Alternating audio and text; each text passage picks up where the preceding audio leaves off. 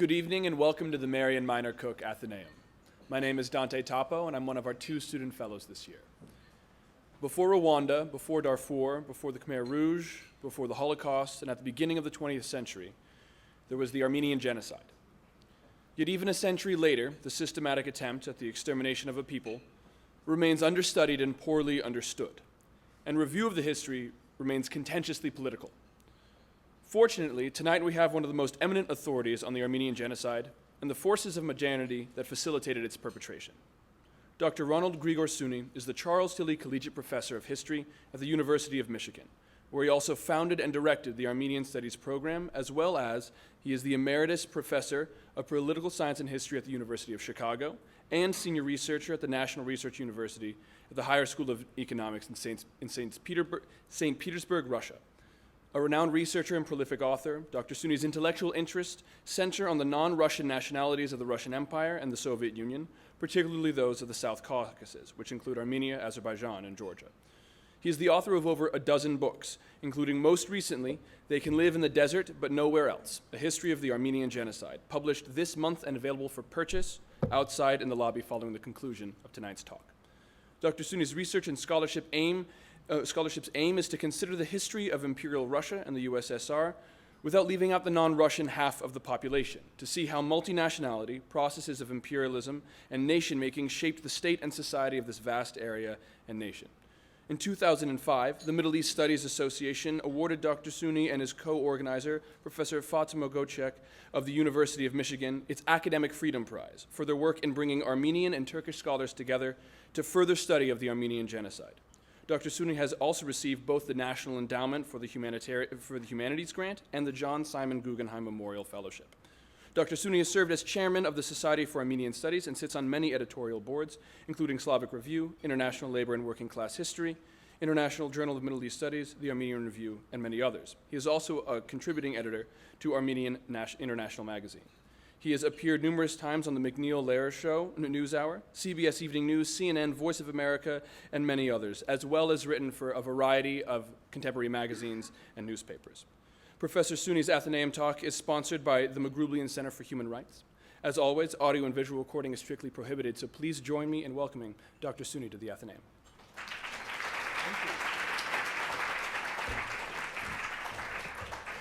Wow.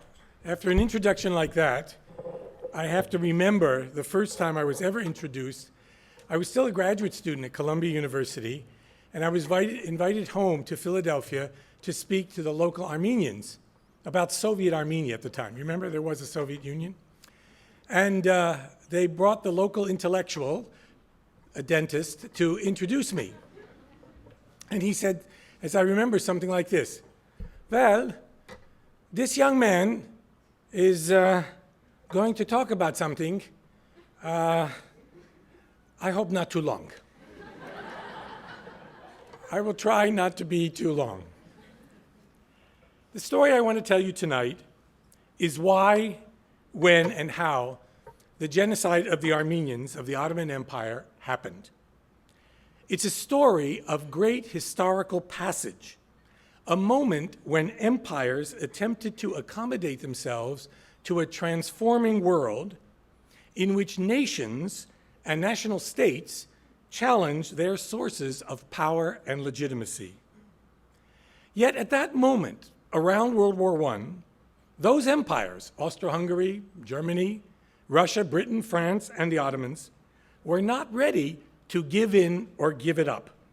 They were not prepared to surrender to what later would appear to be inevitable: the irresistible pressures of nationalism, popular empowerment, and regimes based on equality and merit rather than inherited privilege and hierarchy. Looking back from the future, the collapse of the Ottoman Empire and the emergence of the subject nations appear to us to be historically inevitable. But for the actors of the last decades of the 19th century and the first decades of the 20th century, there were many possible roads that could have been taken. My talk today, and the book on which it is based, investigates exactly those moments of choice when political actors might have acted differently, but decided instead to embark on a course that led to devastation and destruction. As you can appreciate in this room, the recovery of a difficult past is a challenge to those assassins of memory, to those who would, through distorting sophistries, deny or minimize the enormity of a human tragedy. Nations and states have long been in the business of fabricating, sometimes more honestly than others, myths and stories of their origins, their golden ages, their heroic deeds, victories, and triumphs, while eliminating those blemishes of defeats and failures, even mass murders. What appears new in our own time is the brazenness of what is claimed, the blatant cynicism of the perpetrators and their potential reach through mass print and broadcast media, film, and now the internet. Historians inevitably have been pulled into this war of images and words, and the only weapons we have against bad history deployed for political or personal vindication is scrupulous investigation that results in evidence-based narration and analysis of what it is possible to know. The proliferation of useful pasts and preferred realities are always a challenge to historians. Now, we, historians, can take some comfort in the thought that dangers lurk when intellectual constructs stray too far from careful and accurate readings of the world. In other words, reality has a nasty habit of hitting back. Revision of history is constant and even necessary. It's what historians do. But in some cases, like the fate of the Armenians in the last years of the Ottoman Empire, it's led to the creation of two separate, contradictory narratives that appear to defy reconciliation. So on the one side, the Turkish state to this time, and a few historians, I should actually call them pseudo-scholars, reject the notion of genocide and argue indeed that the tragedy that befell Armenians was the result of a reasonable and understandable response of a government to a rebellious and seditious population in time of war and mortal danger to the state's survival. Raison d'état, justified, that's French by the way, justified the suppression of rebellion and mass killing and is explained as the unfortunate residue, or what today we call euphemistically collateral damage, of legitimate efforts to establish order behind the lines. This position, which I and others would call denialist, might be summarized as follows. There was no genocide, and the Turks believe the Armenians are to blame for it. These Armenians were rebellious, seditious subjects who presented a danger to the empire, and they got what they deserved. Relative peace and harmony had existed for centuries in the Ottoman Empire between the state and religious minorities until outside agitators, usually from the Russian Empire, sometimes American missionaries, aroused the nationalist and separatist passions of the Armenians. Still, the denialists claim, despite the existential threat posed by the Armenians and their Russian allies in time of war, World War I, despite that, there was no intention or effort by the Young Turk regime to eliminate the Armenians as a people. That is the one narrative the denialists account. On the other side, many historians sympathetic to the Armenians would in general tell a story that, at least empirically, was closer to the fact, but they tended to shy away from explanations that might place any blame at all on the victims of Turkish policies. Armenian writers and the majority of scholars defended the case that massive deportations and massacres were ordered by and carried out by the Young Turk authorities, and that these events constituted the first major genocide of the 20th century. because a nuanced account of the background and causes of the genocide seemed to some to concede ground to the deniers, Armenian scholars in particular were reluctant to see any rationale in the acts of the Young Turks. As one eminent scholar told me personally, Ronald, don't try to explain this, because if you explain it, you will rationalize it. And when you rationalize it, you will justify it. So when Armenians didn't supply an explanation, then what you're left with is what we would call an essentialist argument. You don't need to explain it, because Turks are the kind of people who employ massacre and systematic killing to maintain their imperial dominance. Or there would be related arguments that it was religion or ethnicity or nationalism as underlying causes of the killings. In other words, there were deep, indelible cultural characteristics that lay at the bottom of these explanations. The most insidious arguments, in my view, speak of a conflict of two nationalist movements, Turkish and Armenian, contesting over a single period, a contested territory, Eastern Anatolia. And I argue against this view. In my view, nationalism is one of those fluid terms that can be used to explain almost everything. It might be the motifs of a Mussorgsky opera. It might be Hitler's expansion into Eastern Europe. Nationalism is in that way a potent explanation, but it needs to be specified. I'm not saying that nationalism and religion did not contribute to who would be marked out for destruction. But by the emphasis on these particular elements, our explanations, I will show, I think, are limited and lead to the understanding that this struggle was inevitable between two clearly defined communities. This, in my view, creates more confusion than clarity. The argument I want to make tonight is different. Whatever else they were, the people who ruled the Ottoman Empire after 1913, the Young Turks, Enver Pasha and Talat Pasha and others, the people who carried out this genocide were never purely Turkish ethno-nationalists. They were never religious fanatics. They remained Ottoman reformers, one might say modernizers, in their fundamental self-conception. The Young Turks were primarily state imperialists, empire preservers, rather than founders of an ethnically homogeneous nation state like Kemal Ataturk would be after 1923. There was in their mind no thought of giving up the Arab lands, which they still controlled, or even to eliminate totally their Christian and Jewish subjects. When opportunity arose in 1918, they would expand into the Caucasus and try to entice other Muslim peoples, not necessarily Turks, to join them as buffer states. But what we see over time is that these young Turk leaders came to believe that Muslims, particularly Turks, were the appropriate people to rule the empire. That Muslims, particularly Turks, were the most trustworthy supporters of the Ottoman state, and they increasingly convinced themselves that egalitarian Ottomanism, the idea of an egalitarian cosmopolitan empire in which all subjects would be equal citizens, this was a political fantasy.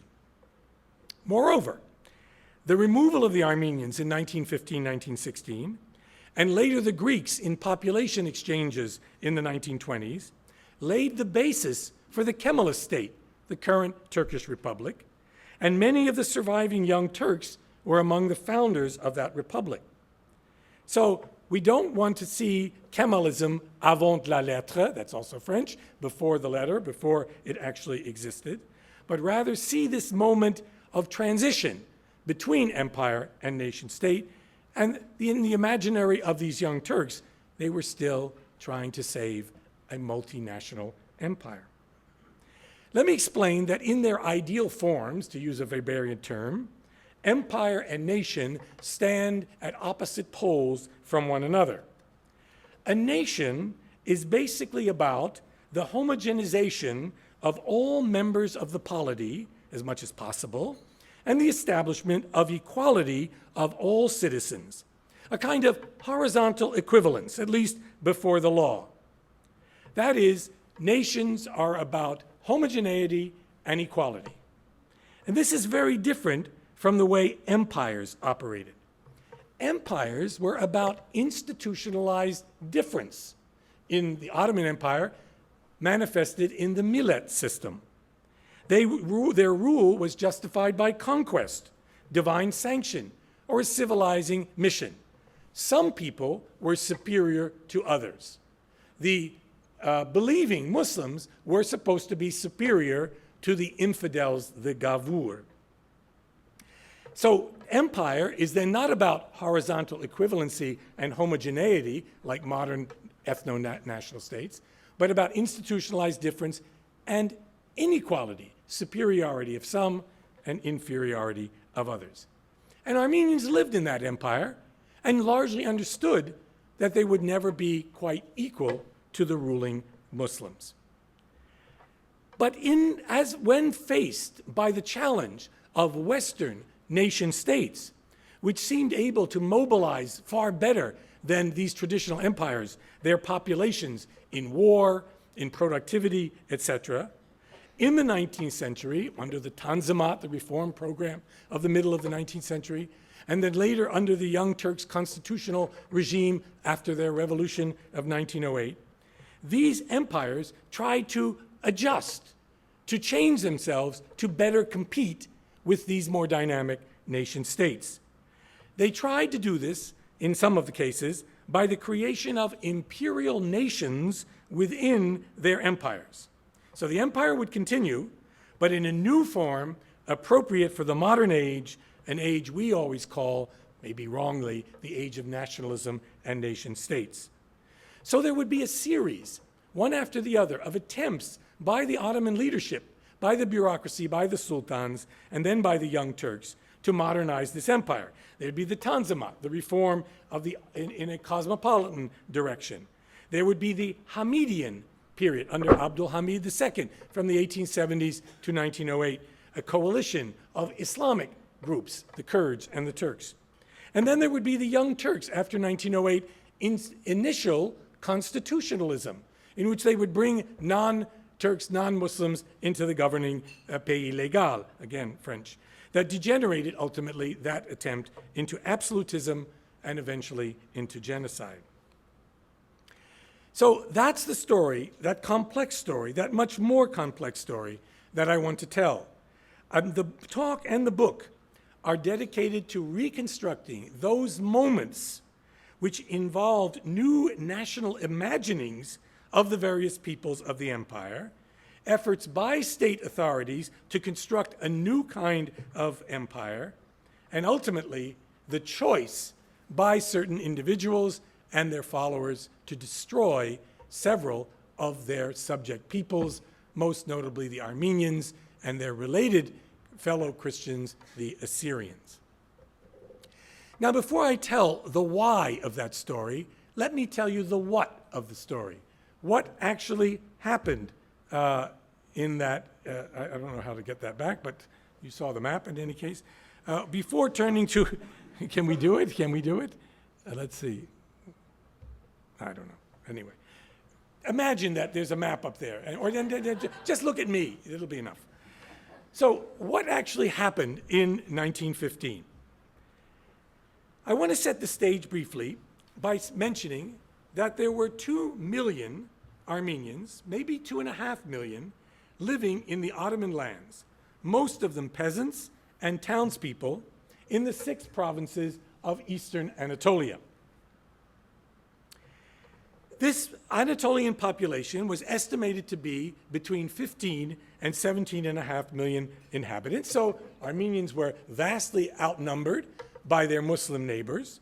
But in some places, they lived in compact Armenian villages or sections of the cities, or in places like Van, they were even a plurality, if not a majority. The most prosperous Armenians lived in the west, in Istanbul and in Smyrna, or Izmir. They were a middle class, highly successful in the Ottoman Empire, kind of the Jews of the Middle East, who succeeded in a kind of bourgeois accumulation of capital, businessmen, architects, heads of the mint. They did rather well. The great majority of the Armenians, however, were peasants and townspeople out in the eastern provinces. Now, what came to be known as the first genocide of the 20th century must have its origins, be seen to have its origins in the aspirations of a small group of Ottoman politicians associated with what was called the Committee of Union and Progress, CUP, or popularly known as the Young Turks. Both the radicalization of their intentions and the final implementation of their plans occurred in a context of deepening polarization socially and in a political crisis and under threat of foreign imperial powers.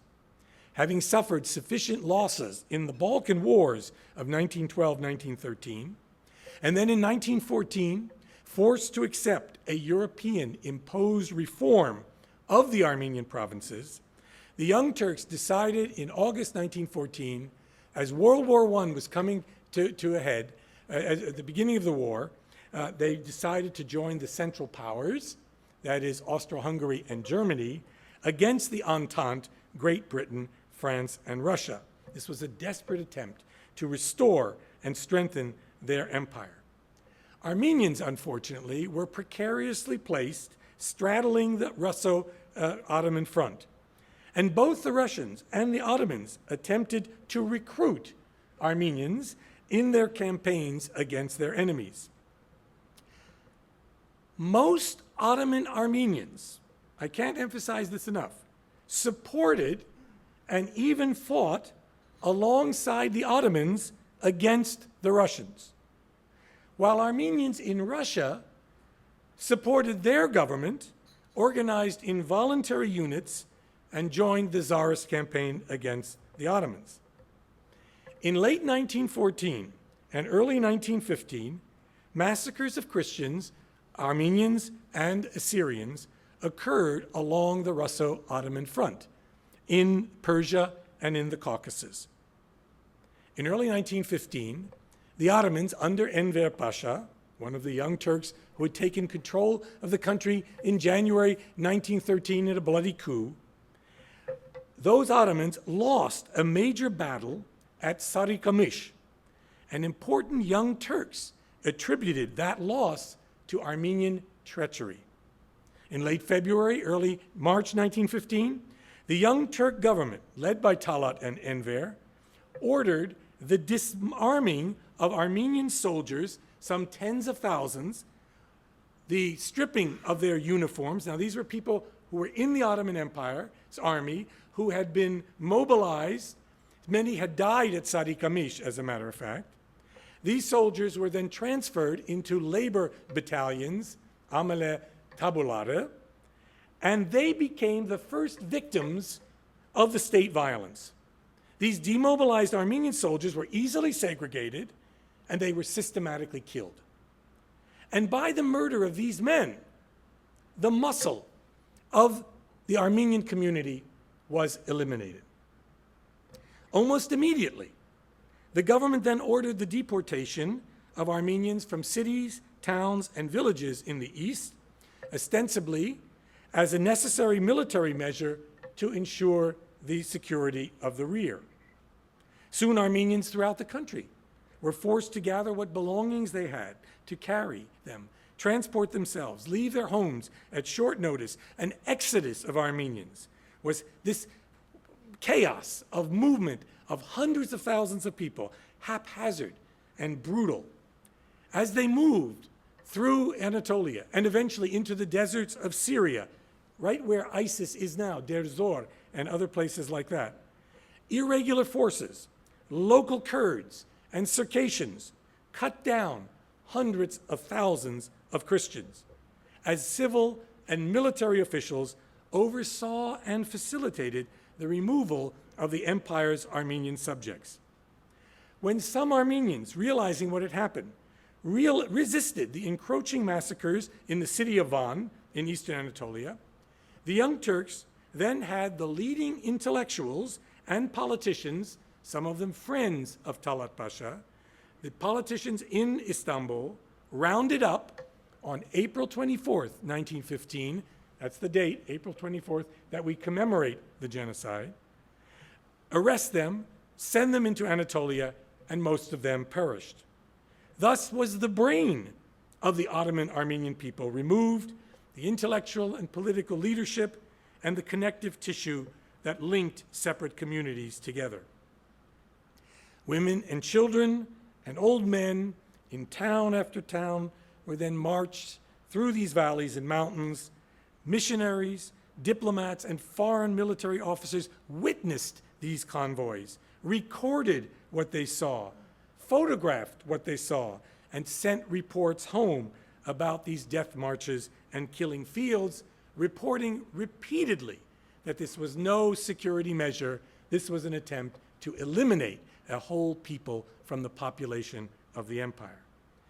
Some survivors, hundreds of thousands of them, reached the deserts of Syria, where they languished in concentration camps. Many starved to death until in 1916, new massacres occurred and many more were killed. I should emphasize that 1915 was a gendered genocide. Men were killed first, and they died in greater numbers. Many women and children were taken into the families of local Muslims, some enslaved, some raised as Muslims. Tens of thousands of orphans found some refuge in the protection of foreign missionaries. By the end of World War I, 90% of the Armenians of the Ottoman Empire were gone. Not only a people removed, but a culture and civilization that had existed for millennia in that area, wiped out, never to return. It is estimated conservatively that between 600,000 and 1 million were slaughtered or died on the marches. Other tens of thousands fled to the north, to the relative safety of the Russian Caucasus. Hundreds of thousands of women and children we now know were compelled to convert to Islam and survive somehow in the families of Kurds, Turks, and Arabs. They are now emerging in Turkey today, Islamicized Armenians, declaring that they now remember their grandmother telling them about her ancestry. A famous book has been written, Ananem, My Grandmother, which has become a sensation in Turkey today. And when you go in a taxi in Istanbul, the Kurdish driver, and you begin to say, Ermeniyim, I'm Armenian, they'll say, oh, my grandmother's Armenian. Every Kurdish taxi driver seems to have an Armenian grandma now. It's become almost a fashion, which is extraordinary that these people have retained these memories and are now emerging. Those who observed the killings, as well as the Allied powers engaged in the war against the Ottomans, who for the first time in a diplomatic document spoke of crimes against humanity, first time that phrase was used, and said that the Young Turk leaders would be held responsible. These people who saw what was happening repeatedly claimed that they had never witnessed anything like it. The word for what had happened had not yet been invented. There was no concept to mark the state-targeted killing of a designated ethno-religious people. At the time, those who needed the word borrowed from the Bible and called it Holocaust.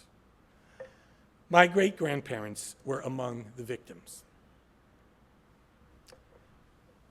The causes of a genocide are both long-term and immediate. And for me to try to understand what happened and why, I of course would look at the long trail of events and experiences and genealogies of attitudes and behaviors.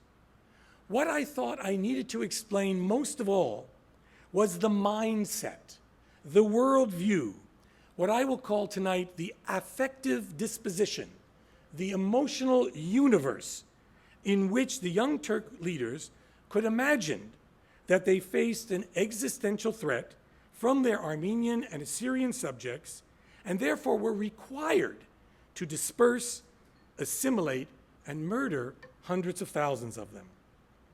Now, historians, as those in the room who do history will remember and know, love explanations. So much so that we pile them one on another. We do the opposite of what political scientists do. They're always looking for parsimonious explanations. I was a political scientist for 11 years at the University of Chicago, and I very much admire that. And so I wanted somehow to combine the various explanations that are out there, the international relations, the appetites of the great powers, the threats that the Ottoman state, weak as it was, felt from these aggressive Europeans, the changing relations between Muslims and non-Muslims, in which people began to perceive that Muslims were not doing as well as non-Muslims, and that the natural order of things was reversed. Somehow the Gavur, the infidel, was on top, which he didn't, where he or she did not belong, and the Muslim was on bottom, as these Europeanized Armenians seem to be lauding and over the lowly Muslims. There are many explanations. Land hunger in eastern Anatolia, the Kurds and the Armenians fighting with one another for some land in that area. The anticipations and aims of the Armenians. What did Armenians want? They were actors in this drama as well, not simply victims. They had their desires. They wanted protection from their state. They wanted rights to develop. They wanted some autonomy in Eastern Anatolia. What's very interesting is that the Turkish claim that they wanted separatism or independence was almost never what Armenians, certainly not most Armenians, wanted. They wanted to live within their state, the Ottoman Empire, but they wanted to be protected. They wanted to prosper within that state. One political party, the Hunchaks, briefly talked about independent Armenia. But after the 1908 Young Turk Revolution, in which the Young Turks proposed a constitutionalist solution and a rule of law, Armenian revolutionaries gave up their revolutionary ambitions and said, we're going to work within this constitution. But in fact, this would not work. What I've tried to do in my own explanation is try to understand this emotional set, this affective disposition that allowed these Young Turks to decide to carry out what we recognize as a genocide. In the context of war and invasion, this mental and emotional universe developed that included perceived threats, a Manichaean, black and white, construction of internal enemies, a pervasive fear that triggered a deadly, pathological response to real and imagined immediate and future dangers. A government had come to believe that among its subject peoples, whole nations represented an immediate threat to the security of the state. Therefore, defense of the empire and the nascent Turkish nation became the rationale for mass murder. I understand a disposition to be a proclivity or a tendency to think or act in a certain way under certain circumstances. A collection of preferences, of beliefs, attitudes, habits of mind, associated feelings and emotions that would lead people or groups to certain kinds of action, not others, under certain circumstances. This glass, for instance, has a disposition of being brittle. If I knock it off the table, it will break. So it has a disposition, a proclivity. It anticipates that. But in fact, if I place it here safely and don't knock it off the table, nothing will happen. So I can bring you all the causes that I've already talked about. But ultimately, someone is going to act on that disposition, make choices on those particular emotions and cognitive understandings, and in fact, carry out mass murders. Now, I want to tell you a little bit about the prehistory, just the few years before the actual genocide. Those of you who know some modern Armenian or Turkish history, Ottoman history, know that there were earlier massacres in this series of massacres leading up to the genocide.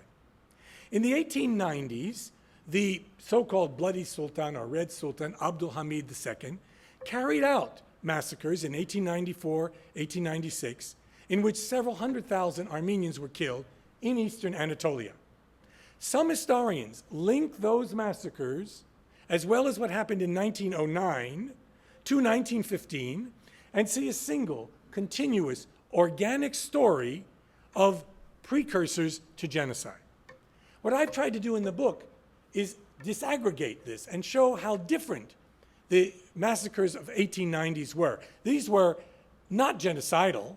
These were massive killings, but the intention there was to repress people, keep Armenians in their place, let the empire operate as before, beat up those potential revolutionaries, and preserve a traditional order. In 1909, 1 year after the Young Turk Revolution, there was a pogrom, an urban riot in the city of Adana, down there where it says Cilicia.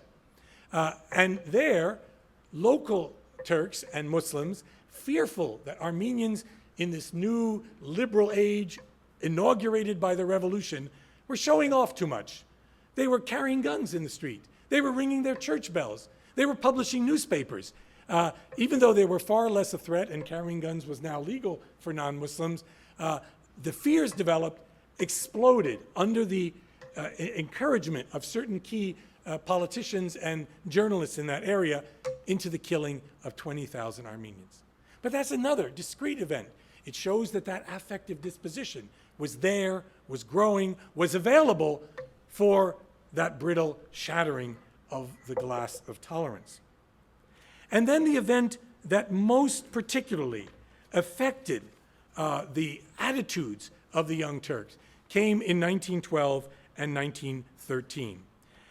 All of the Balkan nations, Bulgaria, Montenegro, Greece, and eventually even Albania, launched war against the weakened Ottoman armies. And they drove out hundreds of thousands of Turks or Muslims who were living in the Balkans. Eventually, they would be sent to eastern Anatolia, where they would then threaten Armenians. Tales of atrocity committed by Greeks and Bulgarians against Balkan Muslims fueled hostility, not towards only the Balkans, but toward Christians in what was left of the empire. If you read what people were writing, let me read what Dr. Nazim, one of the architects of the genocide, wrote, reported to the British consul in Izmir. The nation, that is the Turks, are filled with the sentiment of hatred. There was a kind of despair, a loss of hope in an acceptable future that was coloring the emotional world of the defeated Turks. Loss mixed with an urge to revenge that loss. I quote again, "I watched the fall of a vast empire, like the collapse of an old mansion," this is a young witness, "without comprehending a thing, moaning with great suffering, as if I'd been caught under its wreck. A nation was disintegrating, sinking into the darkness of history. All we could do was protest to no avail, sing bitter marches, and shout, 'Vengeance, vengeance.'" Enver Pasha, who was disoriented by the expulsion from the Balkans by the local Christians, wrote the following, "We lament the blood of our ancestors. We were forced to leave to yesterday's servants those open spaces where the Turkish frontier warriors once rode their horses, to depart from our mosques, tombs, and religious lodges, bridges, and castles. To be expelled from the Balkans into Anatolia is something a person cannot bear. I am willing to give the rest of my life in order to get vengeance from the Greeks, Bulgarians, and Montenegrins." Notice, the Balkans had been the original homeland of the Ottoman Turks. That's where they first built their empire. Most of the Young Turk leaders were from Salonika or Macedonia. They were driven out, and they then turned their vision toward Anatolia, which had not been particularly envisioned as a homeland, and in which Armenians lived now as their surrogate homeland. "Oh my God, this is such a terrible, bitter, irreversible decline," wrote one veteran. My whole spirit, my entire being screams vengeance, vengeance.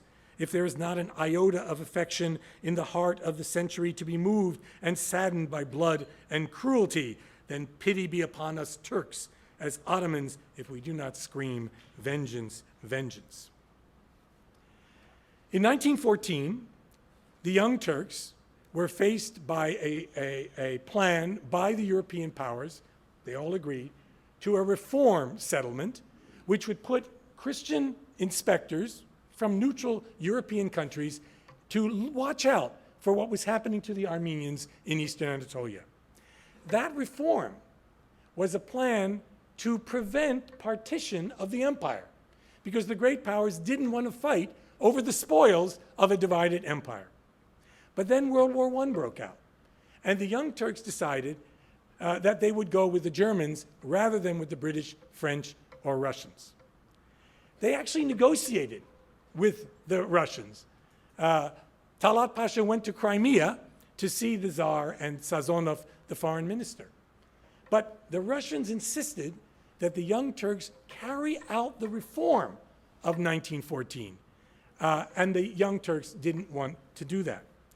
Now, I want to say that had they decided instead to side with the Entente instead of the Germans, they felt the Germans will look the other way as they did do, and not insist on this reform, there would have been no genocide. There would have been no genocide had there not been World War I. But under the conditions as they developed, and as this affective disposition grew more and more radical, and after the defeat of Sari Kamish, they felt this sense of danger, and they constructed the Armenians in their own pathological imaginary as enemies that were leading to the destruction of their own empire.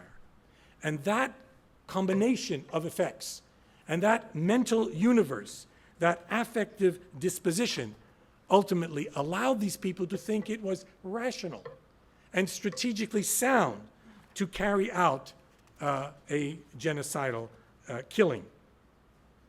Note that I try in this paper to reverse the older image of ethnic violence as bubbling up from below, like some cauldron. I try to, in fact, locate the initiative and the carrying out of the genocide at the highest levels of the state. You don't need a lot of people to commit genocide. You can do it with a small number of thugs, people with, as in Rwanda, with machetes, or in this case, sometimes with hatchets and knives and hunting rifles as well. Of course, there were thugs, sadists, fanatics. There were opportunists who wanted land or housing. Many of these different motivations inspired, encouraged ordinary people who were rewarded for taking this drastic action against their neighbors. Some of the killers simply followed orders. But what I've tried to argue tonight, very quickly, is that my story argues that the genocide was not planned long in advance. It was a contingent reaction to a moment of crisis that grew more radical over time and must be distinguished from earlier episodes of conservative restoration by repression or urban ethnic violence. Rather than a simple clash of religions or rival nationalisms, the genocide occurred because of a strategic vision of what the Ottoman Empire should become, a vision colored by the passions of the Ottoman leaders, their propensity for violence, and this affective disposition of hostility, anger, fear, resentment, and ultimately hatred of the Armenians. That disposition, that emotional universe in which the Ottomans constructed themselves and others, made possible, indeed necessary in their view, the most brutal reprisals against perceived enemies. It had developed for over half a century. Still, this emotional coloring of others need not have led to genocide. Men and women make choices. In a particular conjuncture, when war and invasion threatened defeat and dismemberment of the empire, the Young Turks took a disastrous, even self-destructive policy decision that ultimately annihilated whole peoples and indeed accelerated the fall of their empire. Their emotional world may have been colored by their sense of vulnerability, uncertainty, and mistrust, but this pathological understanding of threat, of potential threat, of future dangers led them to genocide. The Armenian Genocide, along with the killing of the Assyrians and the expulsion of the Anatolian Greeks later, laid the ground for the more homogeneous nation state that arose from the ashes of empire. Like many other states, including Australia, Israel, and the United States, the emergence of the Republic of Turkey involved the removal and subordination of native peoples who had lived on its territory prior to its founding. Ethnic cleansing is not genocide. Genocide is mass killing. Both have been used to get rid of people when you want the land, but you don't want the people.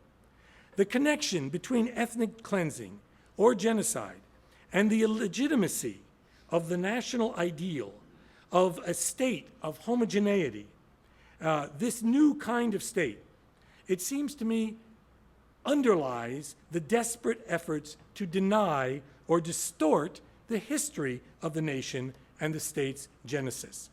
Nation-making is its own kind of utopia, but a utopia built on forced assimilation of populations, sometimes driving them out or even massively killing them.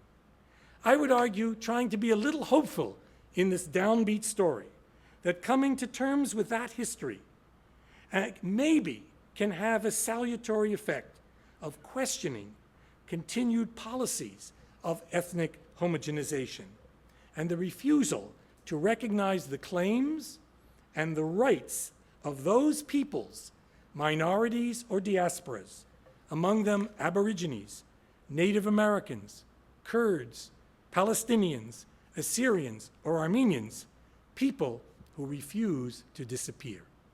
Thank you.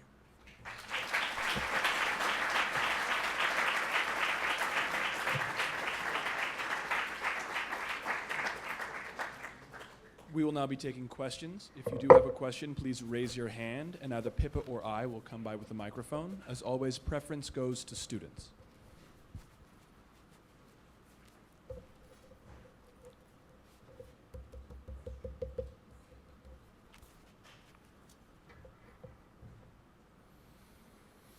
Don't be afraid, I'm really a nice fellow. I don't want you to.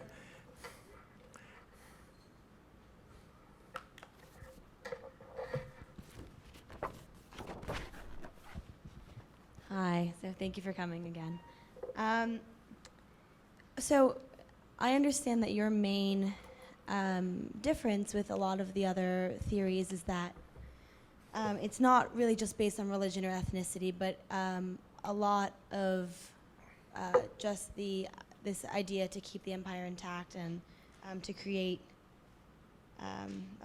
Anyway, you kept emphasizing that it wasn't for those two reasons mainly, but could you say that they wouldn't have targeted the Armenians if it weren't for those differences? If the Armenians weren't living in that land and were different because they're Christian and because of their culture, then they wouldn't have targeted them. So I think you obviously, I don't want to say obviously, you do believe that it is for those reasons as well, but what's the balance between the two? That's a very good question. That is, in life, people make distinctions. Little babies make distinctions between the principal caregiver, the mother, or usually, and others. We make distinctions. In history and culture, it's precisely on what lines of difference we make those choices, right? Is it skin color? Is it religion? Is it language? In the Ottoman case, what's very interesting, and much of recent Ottoman history has emphasized this, the empire was quite cosmopolitan. People lived together in complex relationships. So Armenians might have a religion of one kind, but speak Turkish, right? And live quite like other peoples of the empire.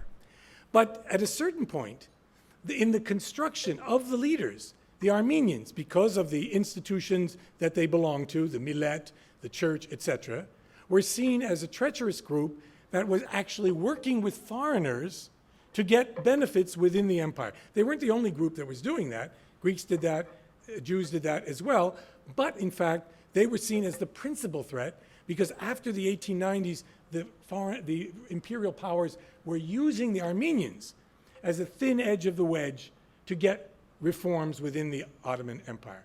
And the Ottoman Empire could have reformed. It would have been difficult to do that, but they chose not to do that. They chose instead, under Abdul Hamid, to link up with the Kurds, to form the so-called Hamidiya regiments, which were like Cossacks, to patrol the Armenian areas, and they caused more problems than they solved. So there were a lot of different possibilities, and of course, Armenians were distinguished because they were members of the Ermeni milleti, that is the Armenian religious community. And Assyrians were confused with them because they also, many of them, were part of the same millet or national religious community. So of course, the distinctions are important. But what's important is how those distinctions are culturally, emotionally understood. What meaning is given to them.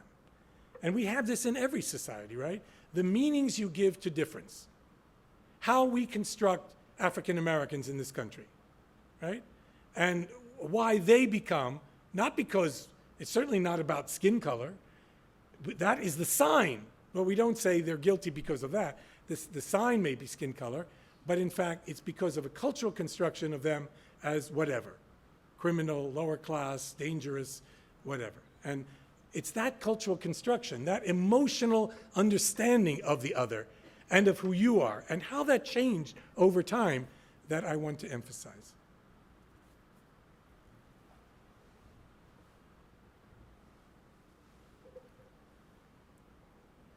Awesome. Thank you so much again for coming and speaking. I had a question more on, I guess, the future of the discussion around this issue. You talked a little bit about how people are now kind of coming out of the woodwork and talking a little bit more in Turkey about the genocide. And you also mentioned today in your discussion earlier that now you can actually talk about it on Turkish television. I was wondering, where do you see the discussion around the genocide going? And how, do you think it will be possible in the near future Turkey will admit there was a genocide, and what will be the impact on Turkish nationality as a result? Really good questions. First of all, I am a person of the left, and that means I'm optimistic about human possibility, right? That means I'm naive and utopian at the same time. I always was, right? This hasn't changed. I just got older and more crazy in this idea. So about 15 years ago, I'm going to tell you a story. About 15 years ago, 17 years ago, I went to Turkey. I was invited by a student of mine who was teaching at Koç University in Istanbul. And he said, come, I want you to come, and I want you to give a speech. And I said, well, if I come, I'm going to talk about the Armenian Genocide, which, of course, at that time, 1998, was illegal in Turkey. You could be arrested. And he said, oh, okay, that's all right. Well, I'm leaving Turkey anyway soon, so you could come. So I went to my friend Fatma Müge Göçek, and I said, Müge, who's a Turkish woman from a prominent family, so-called white Turk, Beyaz Turk, in Istanbul. I said, Müge, is it safe for me to go to Turkey? Is it safe for me to talk about this? She said, oh, Ronald, don't worry. If anything happens to you, we can get you out. So stupidly and naively, I went, right? And I gave this talk, and I was incredibly impressed by the reception from young people, from students. Faculty, some of them walked out, others went to sleep, pretended to go to sleep, but the students asked really good questions. So when I came back to Ann Arbor, I was teaching in Chicago but living in Ann Arbor, I talked to Müge and other colleagues, and we formed this group called the Workshop in Armenian Turkish Scholarship. And we began to organize meetings with Turks, Kurds, and Armenians and others, scholars, to talk about what happened and why. No politics, we hope. It's all politics, of course, but we tried to stay away from politics. And we began to meet. We had a hard time getting people to come. We found some Turks and Kurds, all of them lefties from the 1970s and 80s who had been in jail, radicals who are now tenured radicals in universities, so we got those guys. Armenians were very hard to find. Very prominent scholars said to us, we're not talking to Turks until they recognize the genocide. And I said, Bum, what we're trying to do here is get the dialogue started so then we can see where we can go. Eventually they came around, but not to the first meeting. So we had these meetings. Well, sometimes you get lucky. And we started these meetings in 2000. And in 2002, the AKP, the Justice and Development Party, came to power. This is Erdogan's party. And at that time, Erdogan was a Democrat. He wanted to democratize Turkey and to fight the Kemalist, nationalist, militaristic, derin devlet, the deep state in Turkey. And so we were on this wave, because the Armenian Genocide became you could say, the thin edge of the wedge, which progressive Turkish intellectuals would raise as an issue to undermine this Kemalist nationalist edifice. So we were somehow in the zeitgeist. We were at the right moment, at the right time. These meetings started to happen. We got more and more publicity. People came around to understanding what was happening. We published a book called Question of Genocide. This is before I wrote this book. And things began to change. And people became more public. Now, we lost some battles. In January of 2007, one of our colleagues, Hrant Dink, an extremely courageous Armenian Turkish, he was Armenian, lived in Turkey, journalist, was murdered by a 17-year-old nationalist on the streets of Istanbul. But that event, the killing of Hrant Dink, was like an earthquake in Turkey. What happened was thousands and thousands of people came out into the streets carrying signs saying, "We are all Hrant, we are all Armenian," marching silently through the streets. And after that, it became more possible to talk about these events. One of my colleagues said to me, I said, "Halil Bey, how are things? Have we made any progress?" He says, "Oh, Ronald, it's much better now. I get far less death threats than I used to get before." That's a kind of progress. So one has to take what you can get. Have we conquered the Turkish state? No. Have we gotten them to recognize the genocide? No. Will it happen in my lifetime? Who knows? But young people particularly have to be optimistic, at least believe naively that change is possible, right? Otherwise, nothing gets done. And so what has happened in Turkey is last year, on April 23rd, Prime Minister Erdogan, now President Erdogan, no longer very democratic. Now he's gotten a big palace and he loves, being authoritarian and all that. Nevertheless, Prime Minister Erdogan offered condolences to the Armenian victims of the genocide. Now, for Armenians, that's not great progress.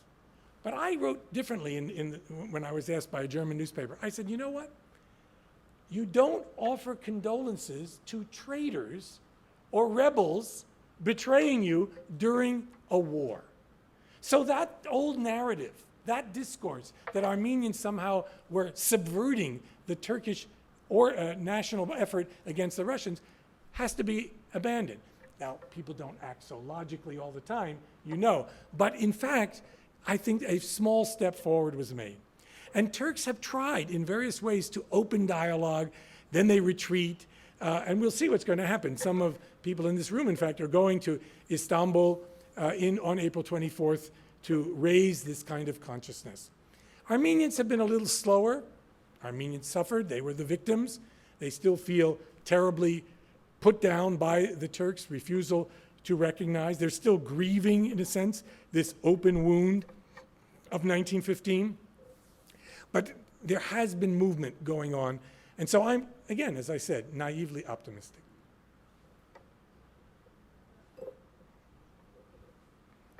Once again, thank you, Professor, for coming and speaking. I just have a question more on the nature of genocide itself. We were learning about in my government class how some of the culturally Islamic economic practices were what led to some of the less economic success compared to Europe, from the first millennia to the end of the 19th century, beginning of the 20th century. And so my question is, why do you believe that the Turks used this resentment at the success of some of the Armenians, as you were saying, as justification for the genocide, as opposed to looking introspectively at their own sort of failures and trying to change those in order to improve, as opposed to just using that as justification to, destroy another people? It's pretty. Thank you, Asher. It's a very broad question. No, it's okay. How many people in this room look toward their own faults rather than blame someone else for losing that game or whatever, right? It was that guy over there with his elbows, right? So this may be a human trait.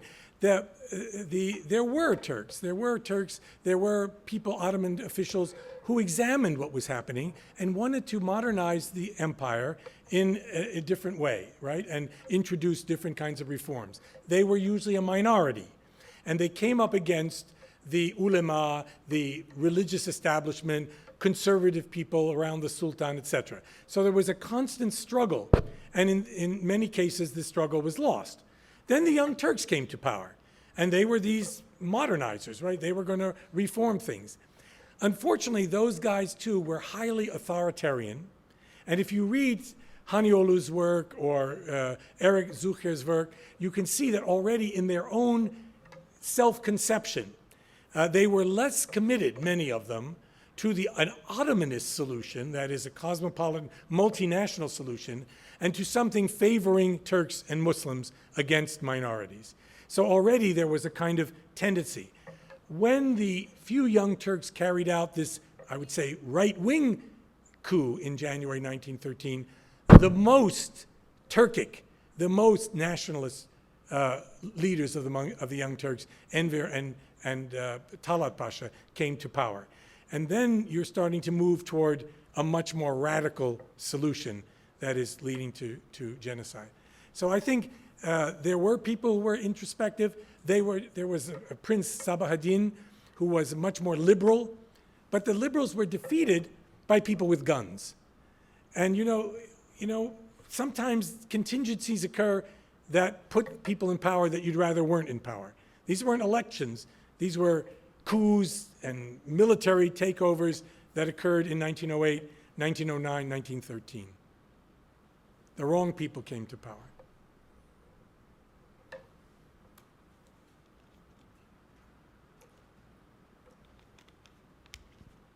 Hi, Professor Suny. Thank you so much for coming. I have a question regarding Armenians living in the Russian Empire. What was the response like from the Armenians living in the Russian Empire to the genocide? And is there a separate or a distinct narrative by Armenians living in Russia during that time? Very good question about the Russian narrative. First of all, Russian Armenians, for better or for worse, at the time of the outbreak of World War I, decided they would fight against the Ottomans and try to beat the Ottomans and liberate their fellow Armenians across the border. Now, some Ottoman Armenians, very few actually, crossed over and joined. Some leaders like Antranik and a few others went over to the other side.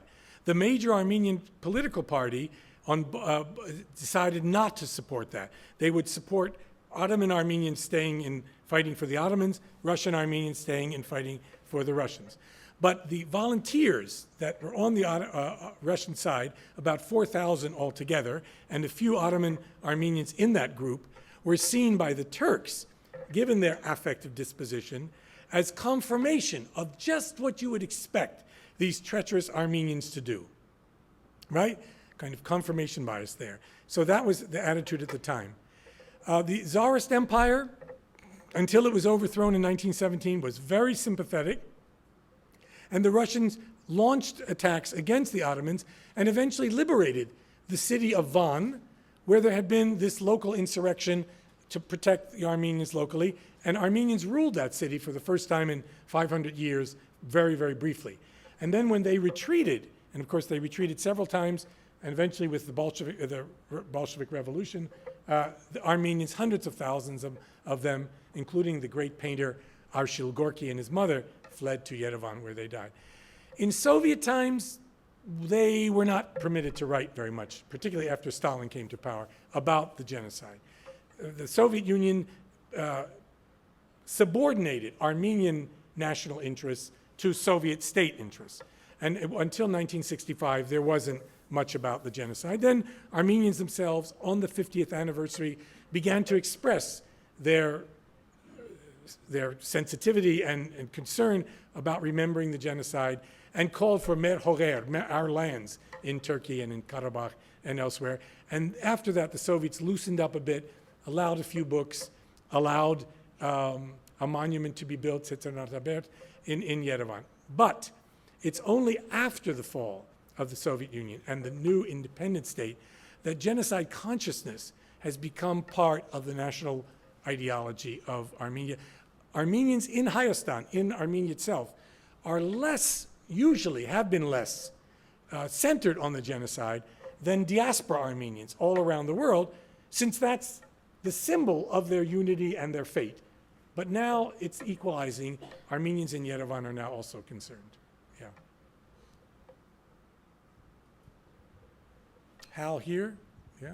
Oh, there. Okay. Go Hi, ahead. thank you for being here.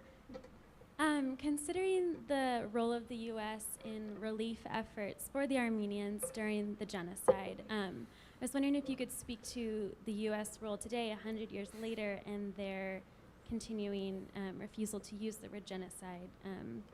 Thank you. Yes.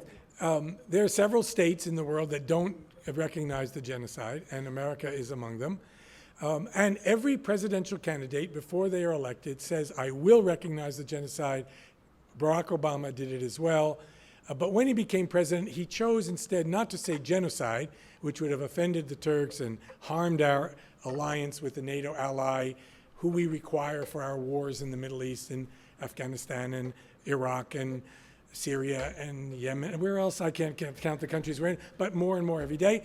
So he doesn't use that term. He used instead the Armenian words metz yeren, which translates as great tragedy or great catastrophe. And the reason is basically cold-blooded strategic reasoning. It's not about morality. Now, I make a different argument, and have tried to argue this in an op-ed which I submitted to the New York Times, and we'll see if they actually publish it or not. Don't hold your breath. But anyway, I wrote, if you use the term genocide, you will basically be siding with the most progressive, the most courageous, the most European-centered, the most democratic-oriented people in Turkey. If you don't use the word genocide, and you refuse to use it, you will be siding with the least European, most reactionary, nationalistic, self-centered, inward-looking people in Turkey. Is that the choice you want to make? And it seems to me we would suffer in the short run by recognizing the genocide, but in the long run, it would begin to clear the waters. Relations could then develop between Turkey and Armenia in a much healthier way. We'll have time for 2 more questions.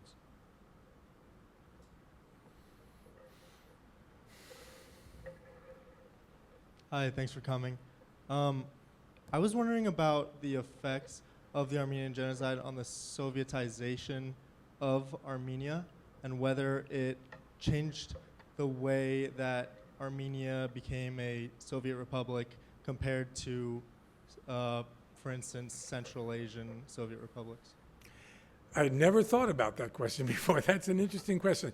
What happened with the genocide is literally hundreds of thousands of people fled across the border into what had been the Russian Empire.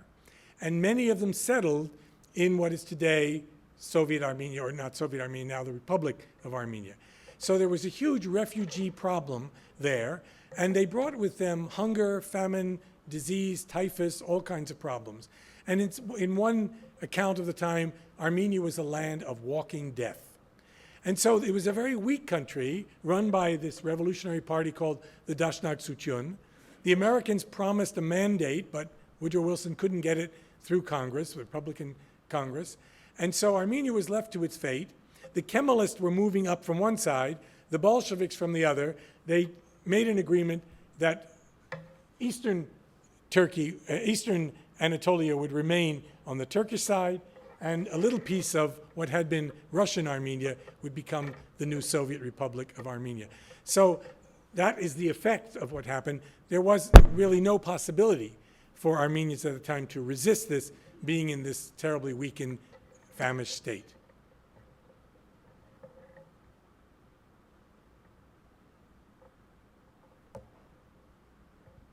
Thank you so much for your talk. I'm just trying to understand a little bit your analogy of the glass, because you're saying that the effective disposition of the glass is that it's inherently fragile, but that only matters if someone tips it over. So how would I then understand that application to the effective disposition of the Ottomans or the Turks? Does that mean, of course it took, in your explanation, the elites, or it wasn't coming organically, bubbling up from below the cauldron, but that it comes from above? Am I then to understand this, that the disposition of the Ottomans then is somehow genocidal or treacherous, and all it takes is that little push? Because I'm not sure that that's what I should be walking away with from the presentation. Yeah, that's a very, I almost shattered the glass. I almost pushed the glass off the table. So no, first of all, that disposition, the earliest signs I can find of that language comes from Sultan Abdul Hamid II. So the first signs that they're constructing Armenians in this way starts at the very top, in his memoirs and elsewhere. And then you find it in Turkish national journals and among Young Turks, et cetera, et cetera. Then after the 1908 revolution, you begin to find it more generally in the population, in boycott campaigns. So we have evidence of that. And then after the Balkan Wars, it begins to spread quite widely in literature, in journalism, and so forth, through the media. And then, but still, the state ultimately can move this way or that toward accelerating or decelerating how that disposition will function, how far it will go, whether it will be encouraged, whether it will be discouraged, and so forth. When the war occurs, the war is the catalyst. The war and the moment of that defeat, and then the reading of that defeat as the product of Armenian treachery, rather than the bad generalship of Enver Pasha and so forth, that becomes the catalyst. And then they begin to carry out these efforts to move the Armenians, etc. Hillary is the person, by the way, who first invited me to come here to Athenaeum many, many years ago, and I'm happy to be back. I should say that as a ersatz political scientist, my whole view of the importance of emotions in politics stems from dissatisfaction with what I was finding at Chicago in the so-called rational choice theory. What I was interested in is, where do these preferences come from? How are they generated? And why is this particular action considered rational when this one is considered not so useful, and so forth? And that's why I thought we need, instead of a rational choice theory, what I would call human choice theory. We'll talk about that. Thank you so much. This was really fun.